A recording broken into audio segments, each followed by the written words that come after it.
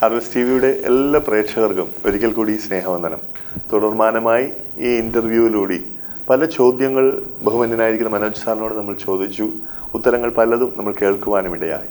ഇന്നും ചില ചോദ്യങ്ങളുമായി നമ്മൾ ഈ എപ്പിസോഡ് ആരംഭിക്കുകയാണ്. ശ്രദ്ധയോടെ പ്രാർത്ഥനയോടെ കേട്ടാലും നിങ്ങൾക്ക് അദ്ദേഹം നൽകുന്ന ഉത്തരങ്ങൾ അനുഗ്രഹപ്രദമായിരിക്കും. ഇന്നിപ്പോൾ സാധാരണ ഒരു പെന്തിക്കോസ്ത് പ്രവർത്തനം ആരംഭിക്കുന്ന ഒരു വ്യക്തി, അദ്ദേഹത്തിനൊരു പാസ്റ്റർ, ഒരു ചർച്ചിനൊരു പാസ്റ്റർ ആവശ്യമെന്ന് പറയുന്ന പോലെ തന്നെ ശരിക്കും സാറിൻ്റെ അഭിപ്രായത്തിൽ ഒരു ചർച്ചിന് ഒരു ലീഗൽ അഡ്വൈസറുടെ ആവശ്യം ഉണ്ടോ? തീർച്ചയായിട്ടും ചർച്ചിന് അത് ഈ ലീഗൽ അഡ്വൈസർ എന്ന് പറയും. ഞാൻ ഈ പാസ്റ്റർമാരോട് സംസാരിക്കുമ്പോൾ പറയും, നിങ്ങളല്ലേ ഈ വക്കീലന്മാരോട് വളരെ കടപ്പെട്ടിരിക്കുന്നതാണ് ക്രൈസ്തവ സഭ മുഴുവൻ. കാരണം if not for a lawyer, ഏറ്റവും ഇമ്പോർട്ടൻ്റ് ആയിട്ടുള്ളൊരു ക്വസ്റ്റ്യൻ കർത്താവിനോട് ചോദിച്ചത് ഒരു ലോയറാണ്, നിക്കോദിമോസ് എന്നുള്ള ബൈബിളിലൊക്കെ പറയുന്ന പരീശൻ എന്നൊക്കെയാണ് മലയാളത്തിൽ പറയുന്നതെങ്കിലും ചിലയിടത്തൊക്കെ പറയുന്ന, ചില ഇംഗ്ലീഷ് വേർഷനിൽ പറയുന്ന ഒരു ലോയർ തന്നെയാണ്. ആ പരീശൻ അല്ലെങ്കിൽ ആ ലോയറിൻ്റെ ഒരു ചോദ്യത്തിന് മുമ്പിലാണ് ഇന്ന് ബോൺ അഗെയിൻ ചർച്ചസ് നിൽക്കുന്നത്. കാരണം he asked what shall I do to attain eternal life, ഞാൻ നിത്യ ജീവൻ പ്രാപിക്കേണ്ട ഞാൻ എന്ത് ചെയ്യണം? വളരെ ലോയർമാർ വളരെ സ്ട്രേറ്റ് ഫോർവേഡ് ആയിട്ടുള്ള മനുഷ്യരാണ്. ഒരു ക്വസ്റ്റ്യൻ അങ്ങ് ചോദിക്കുകയാണ്, ഡെഫിനറ്റായിട്ട് ഞങ്ങളൊരു ചോദ്യം അങ്ങ് ചോദിക്കുകയാണ്. വലിയ വളച്ചുകെട്ടൊന്നുമില്ല, കൃത്യമായിട്ട് കർത്താവേ ഈ നിത്യജീവൻ പ്രാപിക്കാൻ ഞാൻ എന്നാ ചെയ്യേണ്ടത് അങ്ങ് പറഞ്ഞാട്ടെ. ഈ ചോദ്യം ഇല്ലായിരുന്നെങ്കിൽ കർത്താവിൻ്റെ ആൻസർ എല്ലാവർക്കും അറിയാവുന്ന ആൻസറാണ്. എന്തായിരുന്നു? അല്ല, you must be born again, you must be born again. അതിൽ നിന്നാണല്ലോ ഈ ബോൺ അഗെയിൻ ചർച്ചസ് എല്ലാം ഉണ്ടായത്. അതുകൊണ്ട് ഈ ലീഗൽ അഡ്വൈസർ എന്നുള്ളതല്ല, വക്കീലന്മാരെ പണ്ടത്തെ എനിക്ക് തോന്നുന്നു ചർച്ച് ഹിസ്റ്ററിയിലൊക്കെ ഈ ക്ലേർജി, ലോ ഇതെല്ലാം വളരെ വളരെ ക്ലോസ്ലി റിലേറ്റഡ് ആയിട്ടുള്ള ഒരു അണ്ടർസ്റ്റാൻഡിങ് ആയിരുന്നല്ലോ. അതുകൊണ്ട് ലീഗൽ അഡ്വൈസേഴ്സ് എപ്പോഴും മസ്റ്റാണ്. ഈ പെന്തക്കോസ്റ്റൽ ചർച്ചസിനെ സംബന്ധിച്ച് ഞാനൊരു കാര്യം പറയട്ടെ. ഇത്രയും ഒരു എപ്പിസ്കോപ്പസിയും ഒക്കെ എൻ്റെ ഒരു ചോദ്യം, ഇന്നത്തെ പെന്തക്കോസ്റ്റ് എത്ര പെന്തക്കോസ്റ്റൽ ചർച്ചസ് ഉണ്ടെന്ന് പാസ്റ്റർക്ക് പറയാൻ സാധിക്കുമോ? ഞാൻ അങ്ങോട്ട് ചോദിക്കുകയാണ്. 2, ആർക്കെങ്കിലും വിധേയപ്പെട്ട് നിൽക്കുവാനായിട്ട് ഈ പറഞ്ഞ പാസ്റ്റേഴ്സ് റെഡിയാവും? Will you accept another person as an എപ്പിസ്കോപ്പ? ഇതെല്ലാം ഇതിനകത്തൊരു നമുക്ക് പറയാനായിട്ട് എളുപ്പമാണ്. അതുകൊണ്ടാണ് കഴിഞ്ഞ ദിവസത്തെ ഒരു ചർച്ചയിലൊക്കെ ഉരുത്തിരിഞ്ഞത്, the definition of episcopal ordination should be amended എന്നുള്ള ഒരു ചിന്തയൊക്കെ വന്നത്. Because it cannot be episcopal in nature. അതുകൊണ്ട് ചില പാസ്റ്റർമാർ പറഞ്ഞു we are congregational in nature. ഇതൊക്കെ നമ്മൾ പറഞ്ഞു വരുമ്പോൾ ഒരു പെന്തക്കോസ്റ്റൽ അനുഭവം, എക്സ്പീരിയൻസിൽ നിൽക്കുന്ന പാസ്റ്റർമാർക്ക് എത്ര ചർച്ചുകളുണ്ടെന്നോ, ഇത് ഒരു വളരും തോറും പിളരുകയും പിളരും തോറും വളരുകയും ചെയ്യുന്ന ഒരു, ഇറ്റ് മേ ബി എൻ്റെ ഒരു ഒബ്സർവേഷനാണ്. അങ്ങനെ നിൽക്കുന്ന ഒരു സംവിധാനത്തിൽ നിന്നുകൊണ്ടാണ് നമ്മൾ പറയുന്നത് ഒരു എപ്പിസ്കോപ്പസി വേണം എന്ന് പറഞ്ഞു കഴിഞ്ഞാൽ അതൊരു ഞാൻ കണ്ടിടത്തോളവും ഞാൻ ഇടപെട്ടിടത്തോളവും ആയിട്ടുള്ള പെന്തക്കോസ്റ്റൽ വിശ്വാസ സമൂഹത്തെ സംബന്ധിച്ച് അതൊരു വലിയ ചലഞ്ചായിരിക്കും. അല്ല, പാസ്റ്ററുടെ അഭിപ്രായം ഞാൻ ചോദിക്കുന്നില്ല, എൻ്റെ അഭിപ്രായം ഞാൻ പറയാണ്. ഒരു വലിയ ചലഞ്ചായിരിക്കും ഒരു എപ്പിസ്കോപ്പൽ അറേഞ്ച്മെൻറ്റിലേക്ക്, ഒരു ഹൈറാർക്കിക്കൽ സ്ട്രക്ചറിലേക്ക്. എവറിബഡി ഈസ് എപ്പിസ്കോപ്പ ബൈ ഇറ്റ് സെൽഫ് എന്നുള്ളതാണ്. അതുകൊണ്ട് പെന്തക്കോസ്റ്റൽ പാസ്റ്റേഴ്സ് എല്ലാവരും എപ്പിസ്കോപ്പമാരെന്നുള്ള രീതിയിൽ they are all leaders in their own rights എന്നുള്ള രീതിയിലാണ് അവരുടെ ഒരു പ്രവർത്തന രീതി. അപ്പം എത്രത്തോളം ഈ രീതിയിലേക്ക് അതിനെ മാറ്റാം കാണാമെന്നൊക്കെ I have my serious doubts. Okay sir, about marriages conduct ചെയ്യുന്നതിലും ഇപ്പം സ്പെഷ്യൽ മാരേജ് ആക്ട് മാത്രമേ ഇന്ത്യൻ കോൺസ്റ്റിറ്റ്യൂഷൻ പ്രൊട്ടക്ട് ചെയ്തിട്ടുള്ളൂ? ഇല്ല, എല്ലാ മാരേജസും പ്രൊട്ടക്ട് ചെയ്തിട്ടുണ്ട്. അതിൻ്റെ സ്പെഷ്യൽ മാരേജ് ആക്ട് സ്റ്റേറ്റ് ഒരു നോൺ റിലീജിയസ് സ്റ്റേറ്റ് ഒരു സിവിൽ മാരേജ് എന്നുള്ള രീതിയിലേക്ക് സ്പെഷ്യൽ മാരേജ് എന്നുള്ളൂ. അല്ലെങ്കിൽ Indian Christian marriage act, Parsi marriage act, Hindu marriage act, Muslims എന്നുള്ള ആക്ട്, മാരേജസ്, ഇതെല്ലാം തന്നെ ഡിഫൈൻ ചെയ്തിട്ടുണ്ട്, വളരെ എക്സ്റ്റെൻസീവായിട്ട് ഡിഫൈൻ ചെയ്തിട്ടുണ്ട്. Protection is there for every marriage that is conducted, every religion has been respected by our constitution. ഒരു ഹൈന്ദവ വിവാഹത്തിലൊക്കെ സിനിമയിലൊക്കെ പണ്ട് കണ്ടിട്ടുള്ള ഒരു അനുഭവമേ ഉള്ളൂ. അങ്ങോട്ടും ഇങ്ങോട്ടും പാസ്റ്റർമാർ ചില എന്ത് വിഭാഗത്തിനൊക്കെ പോകണം, അതിനെന്നെ കുഴപ്പം. അല്ലൊരു അങ്ങോട്ടും ഇങ്ങോട്ടും ഒരു മാല ഇട്ടാൽ ഒരു അമ്പലത്തിൽ നിന്ന് അതൊരു വിവാഹമായി അവർക്ക്. മേ ബി അതൊരു കസ്റ്റമറി മാരേജ് ആയിട്ടാണ് അതിനെ ഹിന്ദു മാരേജ് റെക്കഗ്നൈസ് ചെയ്യുന്നുണ്ട്. അവിടെ അപ്പം ഒരു പൂജാരി, അദ്ദേഹം എൻ്റെ അറിവ് ശരിയാണെങ്കിൽ അദ്ദേഹത്തിനൊരു സെമിനാരി ബിരുദമെടുപ്പോ അദ്ദേഹത്തിന് ലൈസൻസോ ഒന്നുമില്ല. അദ്ദേഹം അവിടെ നിന്ന് അത് അംഗീകരിച്ച് ആശീർവദിച്ച് വിടുകയാണ്. ഇതേപോലെ ഒരു പെന്തിക്കോസ്ത് സഭാരാധന നടത്തുന്ന ആൾക്ക് പ്രത്യേകിച്ച് ഒരു സെമിനാരി ബിരുദമോ ഒന്നുമില്ലാതെ ചെയ്ത് വിടാമോ? അതിനെന്തെങ്കിലും ലീഗാലിറ്റി ഉണ്ടോ? തീർച്ചയായിട്ടും ഉണ്ട്. ഇന്ത്യൻ ക്രിസ്ത്യൻസ് തമ്മിലുള്ള മാരേജസ് ഓർ ഇന്ത്യൻ ക്രിസ്ത്യൻ ആയിരിക്കുന്ന ഒരാളുടെ marriage, Indian Christian marriage act 1872 എന്നുള്ള ആക്ടിന് വിധേയമായി മാത്രമേ ചെയ്യാൻ സാധിക്കുള്ളൂ. ഓക്കെ. അല്ലാതെ ഒരു രീതിയിലുള്ള ഈ പറഞ്ഞ അങ്ങോട്ടും ഇങ്ങോട്ടും മാലയിട്ടോ ബ്ലസ് ചെയ്തോ ഒന്നും നടത്തുന്നത് ഒരു പ്രോപ്പറായിട്ടുള്ള മാരേജ് അല്ല. ഓക്കെ. അതിന് ആർക്ക് മാരേജ് നടത്താം, എപ്പോൾ മാരേജ് നടത്താം, എവിടെ വെച്ച് നടത്താം. ഒരു മാരേജ് നടത്തുമ്പം ചെയ്യേണ്ടതായിട്ടുള്ള ബാൻഡ്സ് ഇത് വിളിച്ചു ചൊല്ലിയിരിക്കണം, ഇതിന് അറിയിച്ചിരിക്കണം, ഒബ്ജക്ഷൻസ് കോൾ ഫോർ ചെയ്തിരിക്കണം. ഇതെല്ലാം ഇതിനകത്ത് പറയുന്ന നിഷ്കർഷിക്കുന്നതായിട്ടുള്ള വളരെ ബൃഹത്തായ ഒരു ആക്റ്റാണ് 1872 ആക്ട്. ഓക്കെ. അതിൽ വളരെ ഡിഫറൻ്റായിട്ട് അന്ന് കോഡിഫൈ ചെയ്ത് ഉണ്ടാക്കിയ ഒരു ആക്ടിൻ്റെ വെളിച്ചത്തിലാണ് ഈ ആക്ടുകൾ. അതിന് വിരുദ്ധമായി ഏതെങ്കിലും മാരേജസ് കണ്ടക്ട് ചെയ്താൽ അതൊരു വോയിഡ് മാരേജാണ്. ഓക്കെ. ആ വോയിഡ് എന്ന് പറഞ്ഞാൽ നിയമസാധുത ഇല്ലാത്ത ഒരു വിവാഹമാണ്. ഓക്കെ. വോയിഡ് മാരേജസ് ഒരിക്കലും കണ്ടക്ട് ചെയ്യരുത്. കാരണം you are putting that girl and boy also at risk. അപ്പോൾ ഒരു ചെറുകിട പ്രവർത്തനമാണെങ്കിൽ 25 പേര് 50 പേരൊക്കെ ഉള്ള ആരാധനകളുണ്ടല്ലോ, അങ്ങനെയുള്ളവരെ സംബന്ധിച്ചിടത്തോളം അവരുടെ സഭയ്ക്കകത്ത് ഈ ബ്രൈഡിനെ ഗ്രൂമിനെ അനുഗ്രഹിച്ച് പ്രാർത്ഥിക്കുന്നതിൻ്റെ തലേ ദിവസമെങ്കിലും സ്പെഷ്യൽ മാരേജ് ആക്ടിൽ കല്യാണം നടത്തുന്നതാണോ സേഫ്? അല്ലെങ്കിൽ മാരേജ് രജിസ്ട്രാറിൻ്റെ പ്രസൻസിൽ അത് നടത്താം. ഓരോ ഡിസ്ട്രിക്റ്റിലും മാരേജ് രജിസ്ട്രാർസ് ഉണ്ട്. ആക്ട് നിഷ്കർഷിക്കുന്നുണ്ട്. അതായത് സ്റ്റേറ്റുകൾക്ക് ഓരോ ഡിസ്ട്രിക്റ്റിൽ ആ മാരേജ് രജിസ്ട്രാർ ക്രിസ്ത്യൻ ആയിരിക്കും. A Christian will be appointed as A marriage registrar എന്നാണ് പറയുന്നത്. ആ മാരേജ് രജിസ്ട്രാറിൻ്റെ സാന്നിധ്യത്തിൽ നിങ്ങൾക്ക് എന്തും ചെയ്യാം. നിങ്ങളുടെ ലോക്കൽ കസ്റ്റം അനുസരിച്ച് തലേ കൈവെക്കുകയോ കൈ പരസ്പരം ബന്ധിപ്പിക്കുകയോ മാലയിടുകയോ സ്വർണ്ണമാല എന്ത് വേണമെങ്കിലും ലോക്കൽ കസ്റ്റം എന്താണെന്നൊന്നും പറയുന്നില്ല. അത് മാരേജ് രജിസ്ട്രാറിൻ്റെ പ്രസൻസിലായിരിക്കണം. അദ്ദേഹത്തെ ഈ ഹാളിലേക്ക് വിളിച്ച് അദ്ദേഹം ആ രജിസ്ട്രാർ എന്നുള്ള കപ്പാസിറ്റിയിൽ അവിടെ വരികയും ഇങ്ങനെ ഒരു പേഴ്സൺ ഉണ്ടെങ്കിൽ അദ്ദേഹത്തെ എവിടെ കണ്ടുപിടിക്കാമെന്നൊക്കെ നമുക്ക് എൻക്വയറി ചെയ്യാൻ എന്തെങ്കിലും മാർഗം? അത് ഡിസ്ട്രിക്ട് അഡ്മിനിസ്ട്രേഷനോട് ചോദിച്ചാൽ പറയാം. ആ ഡിസ്ട്രിക്റ്റിലെ മാരേജ് രജിസ്ട്രാർ ആരാണെന്ന് പറയും. അദ്ദേഹത്തിനൊരു ഓഫീസുണ്ട്, അദ്ദേഹത്തിനൊരു ഫോൺ നമ്പറുണ്ട്, അദ്ദേഹത്തിന് രജിസ്റ്റേഴ്സ് ഉണ്ട്. ആ രജിസ്റ്റേഴ്സ് ഏത് സമയത്ത് നമുക്ക് ചെക്ക് ചെയ്യാം, അതിൽ നിന്ന് നമുക്ക് കോപ്പി എടുക്കാം. ഇതൊക്കെ അവൈലബിൾ ആണ്. ഈ പെർമിഷൻസ് എല്ലാം നമുക്ക് അവൈലബിൾ ആണ്. അല്ലെങ്കിൽ മാരേജ് രജിസ്ട്രാർ ഈ 25 പേരുടെ സംബന്ധിച്ചാണ് പറഞ്ഞത്. അല്ലെങ്കിൽ ആ കോൺഗ്രിഗേഷനുമായിട്ട് ബന്ധപ്പെട്ട് നിൽക്കുന്ന മാരേജ് ലൈസൻസ് ആ ഡിസ്ട്രിക്റ്റിലുള്ള ഒരു പർട്ടിക്കുലർ പേഴ്സൺ ആ മാരേജ് സോളംനൈസ് ചെയ്യാം.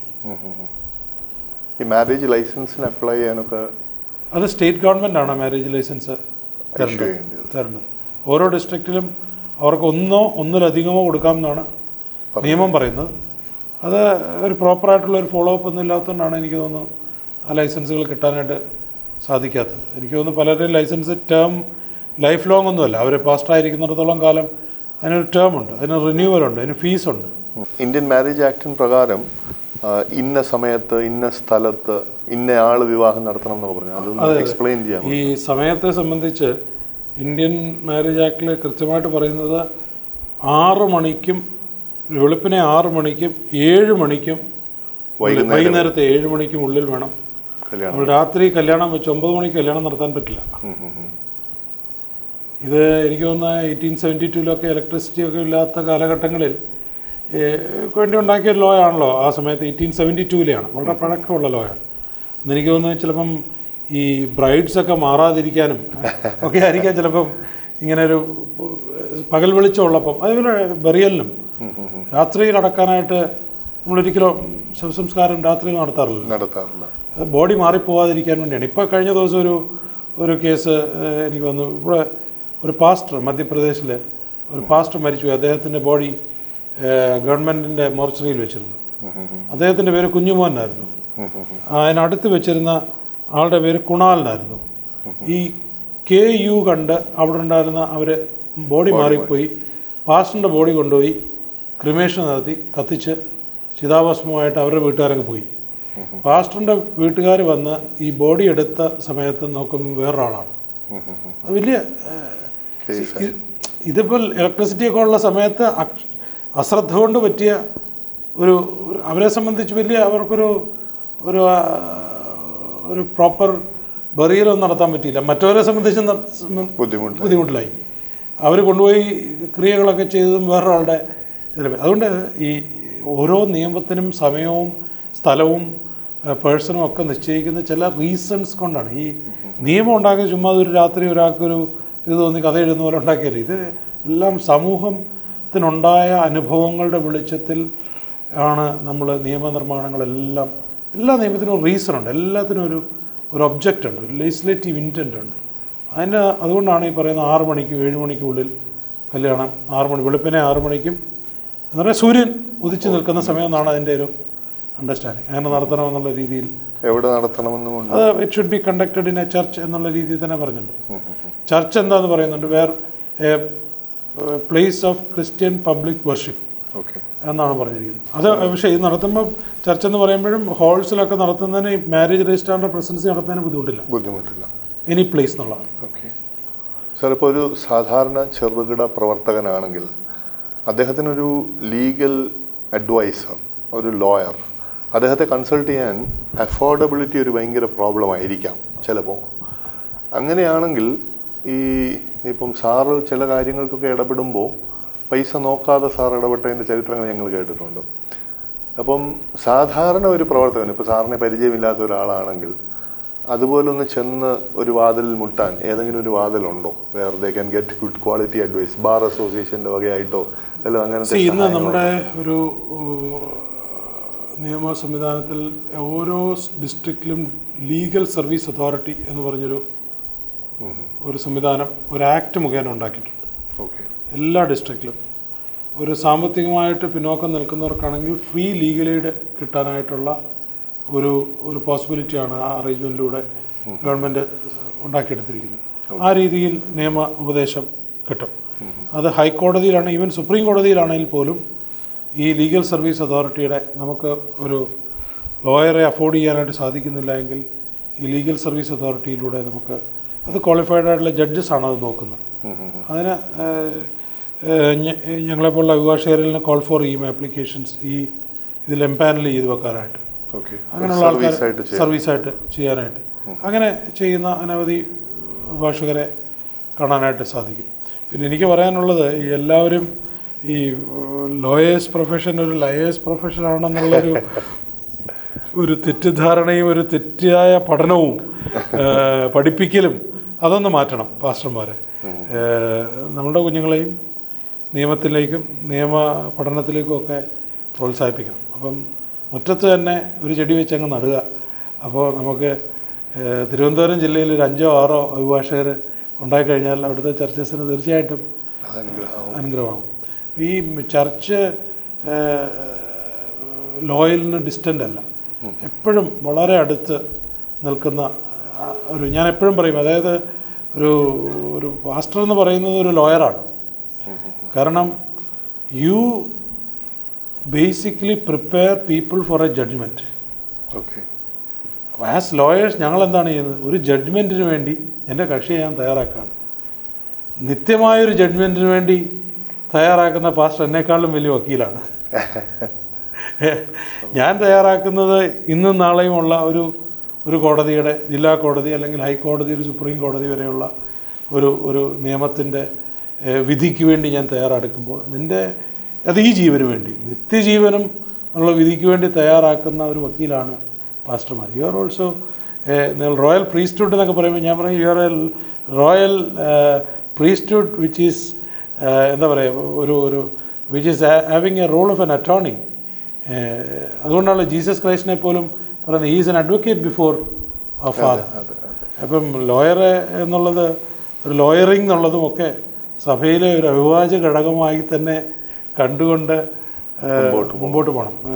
അത് പഠിക്കാനും എല്ലാവരും പഠിക്കണം. എനിക്ക് പറയാനുള്ളത് ഒരു പാസ്റ്റേഴ്സിനൊക്കെ ഒരു ലീഗൽ അവയർനെസ്, ഒരു ജനറൽ ലീഗൽ അവയർനെസ് ഉണ്ടാവണം. ഒരു FIR എങ്ങനെ ലോഞ്ച് ചെയ്യണം, ഒരു കംപ്ലയിൻറ്റ് എങ്ങനെ ലോഞ്ച് ചെയ്യണം, ഒരു FIR വന്നാൽ എന്ത് ചെയ്യണം, ഒരു ഒരു ഒരു ഒരു ടാക്സ് റിട്ടേൺ നമ്മൾ കൊടുക്കണോ, പാസ്റ്റേഴ്സ് പാൻ നമ്പർ മെയിൻറ്റെയിൻ ചെയ്യണം. ഇതൊക്കെ ഒരു വേറൊരു വിഷയമാണ്, വേറൊരു ദിവസം നമുക്ക് സംസാരിക്കാം. ഇതൊക്കെ ഒരു ആവശ്യമാണ്. കാരണം പാസ്റ്റർ എന്ന് പറഞ്ഞു കഴിയുമ്പോഴത്തേക്ക് ഞാൻ ഈ ലോകത്തിലേ അല്ല, ഞാൻ വേറൊരു ലോകത്തിൽപ്പെട്ട ആളാണെന്ന് പറഞ്ഞ് നടക്കുന്നതിൽ കാര്യമില്ല. നമുക്ക് ഈ ലോകത്തിലായിരിക്കുമ്പോൾ ലോകത്തിൻ്റേതായിട്ടുള്ള എല്ലാ കംപ്ലയൻസും ചെയ്തു പോകേണ്ട കൂട്ടത്തിലാണ് നമ്മൾ. ആ രീതിയിൽ നമുക്ക് നിയമത്തെയും നടപ്പാക്കുന്നവരെയും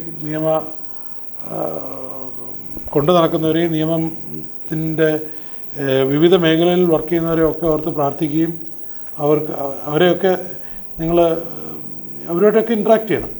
അങ്ങനെ ആകുമ്പോൾ നമുക്ക് ഒരു ബേസിക് നോളജ് ഉണ്ടാവും, ഒരു സാമാന്യമായിട്ടുള്ള അതിനൊരു റിഫ്രഷർ കോഴ്സസൊക്കെ പാസ്റ്റേഴ്സിനൊക്കെ ഓർഗനൈസ് ചെയ്യുന്നത് നല്ലതായിരിക്കും എന്നുള്ള അഭിപ്രായമാണ് എനിക്കുള്ളത്. അങ്ങനെയുള്ള പല വർക്ക്ഷോപ്സും ഞങ്ങൾ നടത്താറുണ്ട്. ഞങ്ങളുടെ ഒരു ഗ്രൂപ്പ് ഓഫ് ലോയേഴ്സ് ഞങ്ങൾ നടത്താറുണ്ട്. ഒരു ലീഗൽ അവയർനെസ് പാസ്റ്റേഴ്സിൻ്റെ ഒരു ഫുൾ ഞാൻ പാസ്റ്റേഴ്സിൻ്റെ ഒരു full day legal training programme തന്നെ ചെയ്യാറുണ്ട്. വേരിയസ് ആസ്പെക്ട്സ് ഇപ്പോൾ നമ്മൾ ചർച്ച ചെയ്ത് ഒക്കെ ആയിട്ടുള്ള പല ആസ്പെക്ട്സ്. ഇതിനൊക്കെ സാറ് ഫീസ് ചാർജ് ചെയ്യുന്നതാണോ? ഈ പാസ്റ്റേഴ്സിനൊക്കെ ഉള്ളതൊരു ഫീസ് എന്നുള്ള രീതിയിലല്ല, ഇതെൻ്റെ ഒരു മിനിസ്ട്രി ആയിട്ട് കരുതി ഞാൻ ചെയ്യുന്നതാണ്.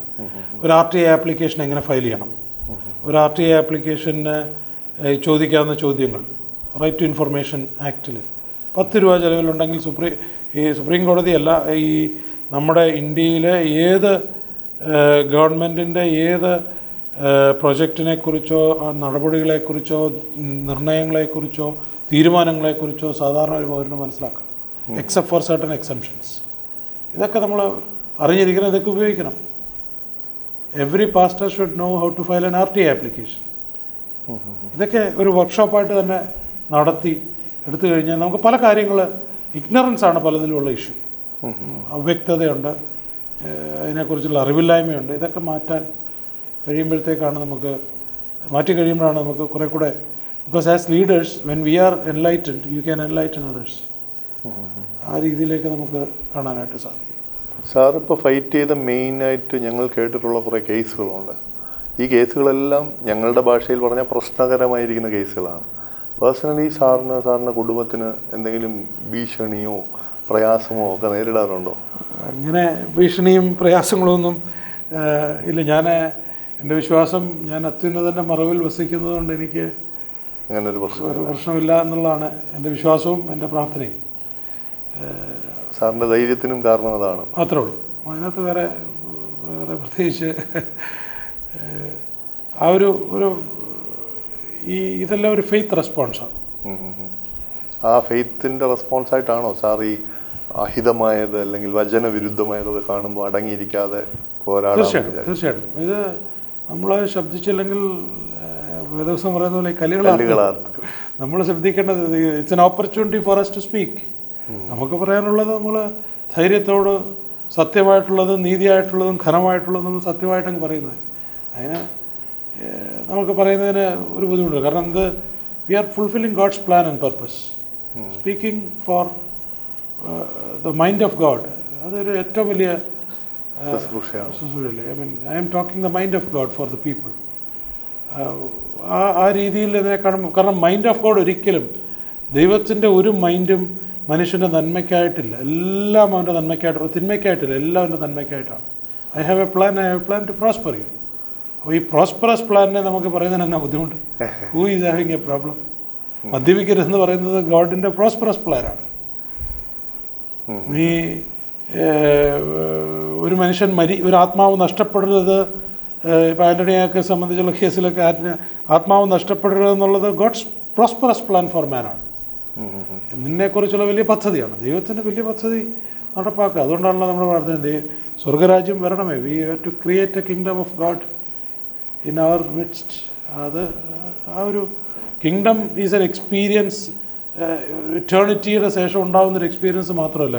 When we pray that God let your kingdom be established in my lifetime, in my country, during my generation എന്നുള്ളത് നമ്മുടെ പ്രയർ ആയിരിക്കണം. ഈ കൺവിക്ഷനുള്ള സാറ് അപ്പോൾ ഈ ക്രിസ്ത്യൻ ഡിസിപ്ലിൻസ് ഒക്കെ ഡെയിലി പ്രാക്ടീസ് ചെയ്യുന്ന ആളാണോ? പ്രാർത്ഥിക്കുകയും ബൈബിൾ വായിക്കുകയും? വലിയൊരു ചോദ്യമാണ്.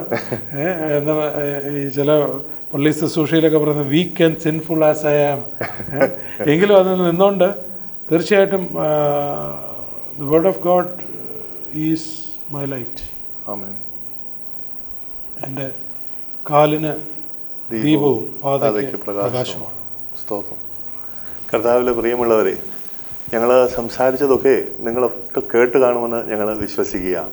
ക്രൈസ്തവർ ഉണ്ടായിരിക്കാം ഈ പ്രേക്ഷകരുടെ ഒരു കൂട്ടത്തിൽ. അക്രൈസ്തവരും ഒത്തിരി പേര് ഇത് കേട്ട് കാണും. എന്നാൽ ഇന്ന് മനോജ് സാറിനെ ഞങ്ങൾ പരിചയപ്പെടുത്തിയപ്പോൾ ഒരു കാര്യം ഉറപ്പാണ്. കർത്താവ് തനിക്ക് കൊടുത്ത ബോധത്തിന് ഒക്കെ ഒത്തവണ്ണം നല്ല ഉറച്ചു നിൽക്കുന്ന ഒരു വിശ്വാസി കൂടിയാണ് അദ്ദേഹം. എന്നാൽ തൻ്റെ വിശ്വാസം തന്നെ തൻ്റെ പ്രൊഫഷണൽ എക്സൽ ചെയ്യുന്നതിൽ നിന്ന് തടുക്കുകയല്ല ചെയ്യുന്നത് കേട്ടോ. അദ്ദേഹം അവിടെ എക്സൽ ചെയ്യുന്നതിനോടൊപ്പം ഇന്ന് കർത്താവിന് പ്രയോജനപ്പെടുന്നു, സഭകൾക്ക് പ്രയോജനപ്പെടുന്നു, ക്രൈസ്തവ മേഖലയ്ക്ക് മുഴുവൻ പ്രയോജനപ്പെടുന്നു. അദ്ദേഹത്തിൻ്റെ ജീവിതം, അദ്ദേഹത്തിൻ്റെ സാക്ഷ്യം നമുക്കൊക്കെ ഒരു പ്രചോദനമാകട്ടെ. നമ്മുടെ അടുത്ത തലമുറയിൽ ഒത്തിരി പേരെ ഇതുപോലെ എഴുന്നേൽപ്പിക്കുവാൻ പ്രേരകമാകട്ടെ എന്ന് ഞങ്ങൾ പ്രാർത്ഥിക്കുകയാണ്.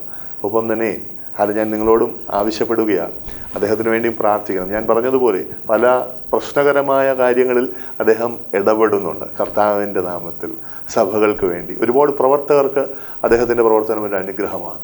നമുക്ക് പ്രാർത്ഥനയിൽ അദ്ദേഹത്തെ താങ്ങണം. ആ പ്രാർത്ഥന അദ്ദേഹത്തിന് അനുഗ്രഹമാകട്ടെ. അദ്ദേഹത്തിൻ്റെ പ്രവർത്തനങ്ങൾ ഇനിയും ശ്രേഷ്ഠകരമായ നിലകളിൽ കർത്താവ് പ്രയോജനപ്പെടുത്തുവാനും ഇടയാകട്ടെ. വീണ്ടും കാണുന്നത് വരെ കർത്താവിൻ്റെ നാമത്തിൽ ഒരിക്കൽ കൂടി വന്ദനം അറിയിച്ച് ഞങ്ങൾ പിരിയുകയാണ്. നിങ്ങളുടെ മനസ്സിൽ എന്തെങ്കിലും ചോദ്യങ്ങൾ ഉരുത്തിരിഞ്ഞിട്ടുണ്ടെങ്കിൽ ഈ സ്ക്രീനിൻ്റെ താഴെ ഭാഗത്ത് കാണുന്ന ഇമെയിലിലേക്ക് ആ ചോദ്യങ്ങൾ എഴുതിയാട്ട് സാറിനോട് അത് ചോദിക്കുകയും ഉത്തരങ്ങൾ നമുക്ക് അദ്ദേഹത്തിൽ നിന്ന് കേൾക്കുവാനും ഒക്കെ മുമ്പോട്ടുള്ള എപ്പിസോഡുകൾ പ്രയോജനപ്രദമാകും. ദൈവം നിങ്ങളെ അനുഗ്രഹിക്കുവാനാകട്ടെ.